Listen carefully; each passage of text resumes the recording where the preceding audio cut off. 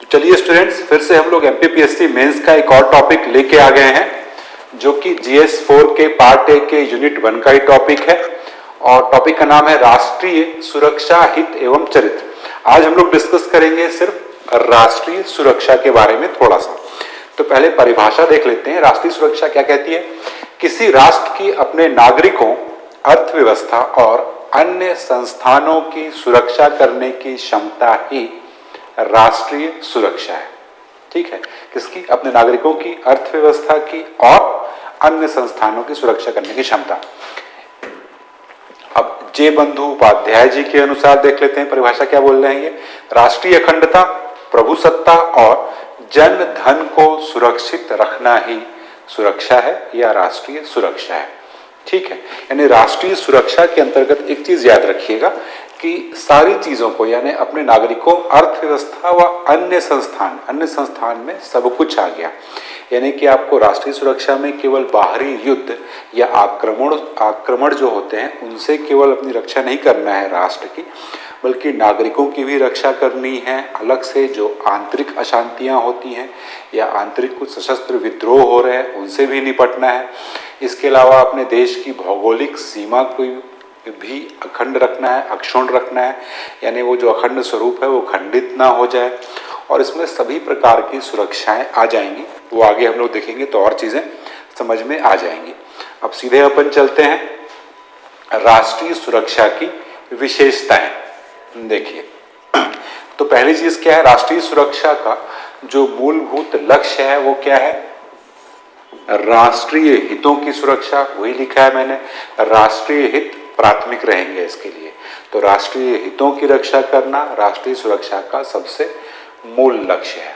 अगली चीज, अंतरराष्ट्रीय सुरक्षा का विषय, यानी जो राष्ट्रीय सुरक्षा है ये आजकल या वर्तमान में अंतरराष्ट्रीय सुरक्षा का विषय भी हो गया है। क्यों हो गया है? क्योंकि वैश्वीकरण के इस दौर में सभी जो राष्ट्र हैं वो एक दूसरे से जुड़े हुए हैं या इनकी आपस में निर्भरता इतनी बढ़ गई है कि किसी एक राष्ट्र की सुरक्षा में भी अगर खतरा उत्पन्न होती है तो उसका प्रभाव निश्चित रूप से अन्य राष्ट्रों पर भी पड़ेगा। इसलिए राष्ट्रीय सुरक्षा अब अंतरराष्ट्रीय सुरक्षा का विषय भी बन गया है। अगली चीज, ये एक सापेक्ष अवधारणा है। सापेक्ष अवधारणा है मतलब ये भी बिल्कुल सही, क्लियर है एकदम।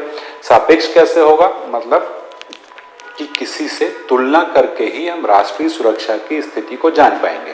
जैसे पहले भी मैंने किसी और लेक्चर में बोला था कि हम लोग मान लीजिए कि हम एक राष्ट्र हैं और अपने आप को हम लोग मान रहे हैं कि राष्ट्रीय सुरक्षा हमारी जो है बहुत मजबूत है। हमारे पास 1 लाख सेना है, हमारे पास 50 टैंक है, हमारे पास 25 हेलीकॉप्टर है और ऐसे कुछ सामान है। अपन मान के चल रहे हैं, बाहर देख ही नहीं रहे हैं।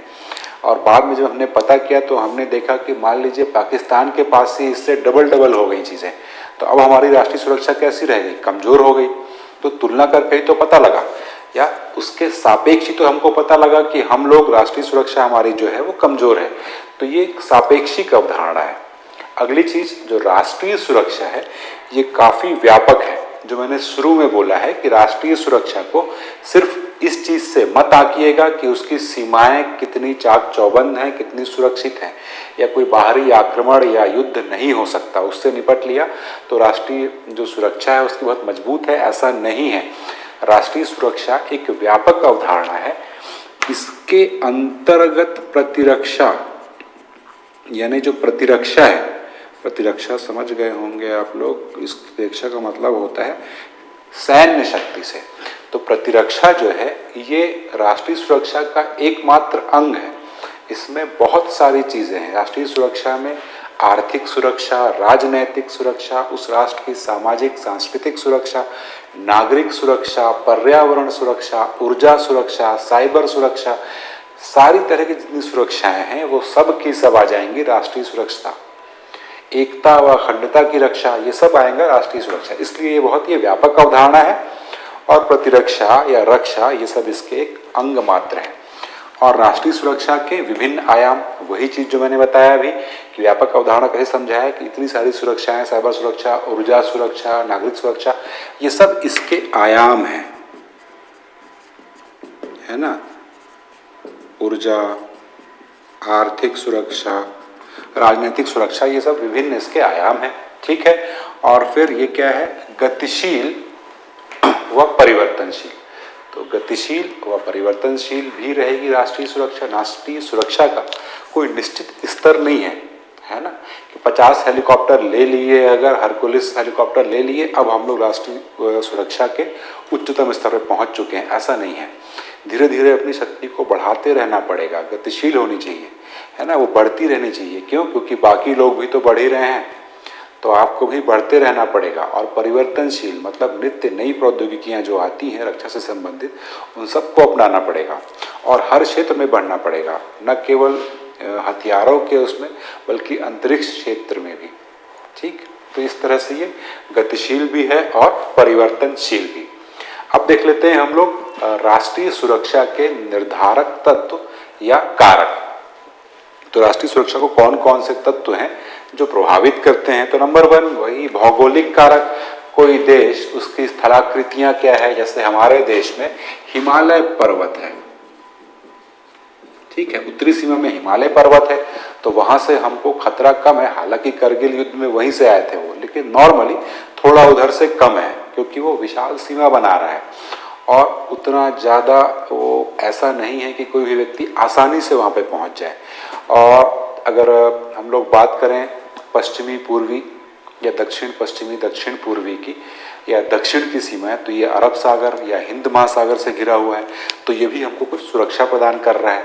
ऐसे ही बात करेंगे ब्रिटेन की, यूके की, वो चारों तरफ से समुद्री सीमा से घिरा हुआ था, तो न केवल वो स्थल रुद्ध देशों की तुलना में थोड़ा सुरक्षित था, और इसी के चलते चूंकि वो समुद्री सीमाओं से घिरा हुआ था चारों तरफ से, इसीलिए उस काल में शुरुआत से ही हम लोग देखेंगे तो ब्रिटेन की जो नेवी है ना, जल सेना, वो विश्व में बहुत प्रमुख थी, बहुत बड़ी थी, बहुत शक्तिशाली थी।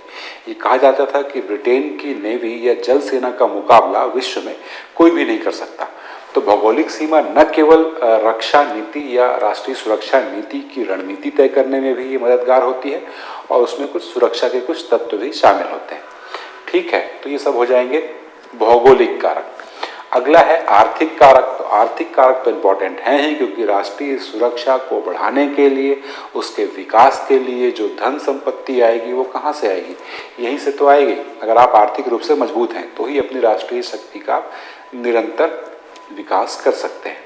अगली चीज़ है मानव शक्ति। मानव शक्ति का यहाँ जनशक्ति से मतलब है, जब मान लीजिए कुछ राष्ट्र ऐसे हैं जो आर्थिक विकास में, भौगोलिक सीमाओं में, प्रौद्योगिकी में, उद्योगों में और बाकी कई अन्य क्षेत्रों में लगभग बराबर उनकी राष्ट्रीय शक्ति है, तब वहाँ पे एक विशाल जनशक्ति वाले देश को बाकी देशों की तुलना में ऊपर खड़ा कर देगा।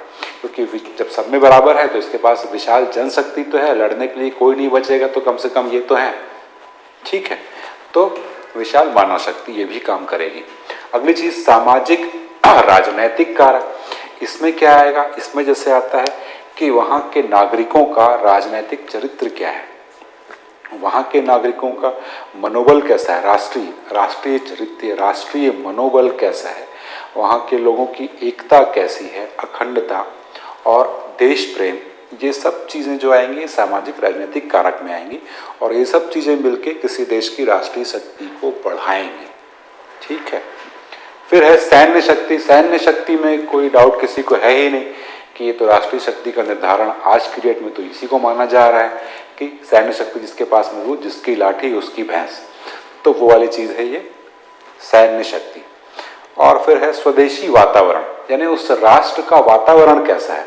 उस राष्ट्र का वातावरण अगर स्थिर है, शांत है, प्रगतिशील है, तो निश्चित तौर पे उस राष्ट्र की शक्ति उत्तरोत्तर बढ़ेगी, क्योंकि वो अपने सारे प्रयास या सारी क्षमता लगाएगा राष्ट्र की शक्ति को बढ़ाने में। और मान लीजिए कोई अस्थिर अशांत राज्य है जहाँ पे आंतरिक गतिविधियाँ ही हमेशा अस्थिर रहती हैं, शांत रहती है, नक्सलवाद, आतंकवाद, अलगाववाद, इन सब से लगातार अगर वो राष्ट्र इन्हीं में भिड़ा हुआ है, इन्हीं समस्याओं को सॉल्व करने में लगा हुआ है, तो राष्ट्रीय शक्ति बढ़ाने का टाइम ही नहीं है उसके पास। तो ये सारी चीज़ें आएंगी। स्वदेशी वातावरण ये किस प्रकार का है। फिर आएगा अंतर्राष्ट्रीय वातावरण। ये वातावरण कैसा है, उस राष्ट्र के लिए क्या अंतर्राष्ट्रीय वातावरण जो है वो सकारात्मक है या नहीं है। इसमें दोनों चीज़ें आएंगी। अंतर्राष्ट्रीय वातावरण जो है उस राष्ट्र के पक्ष में बनाया जाता है, तो कैसे कोई राष्ट्र अंतर्राष्ट्रीय वातावरण को अपने पक्ष में बनाएगा? विभिन्न सांस्कृतिक आदान प्रदान करके, सम्मान दे के, अच्छा प्रचार प्रसार करके, है ना, इस तरह से वो अपने पक्ष में अंतर्राष्ट्रीय वातावरण को बनाएगा।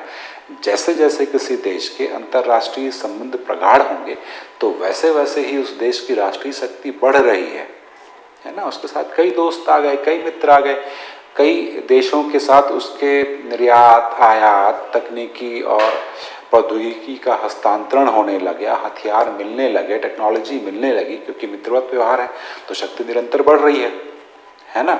तो ये चीज़ हो गया अंतर्राष्ट्रीय वातावरण। और अंत में है राजनीतिक स्थिति, यानी उस देश की राजनीतिक स्थिति कैसी है, राजनीतिक स्थिति कैसी होनी चाहिए।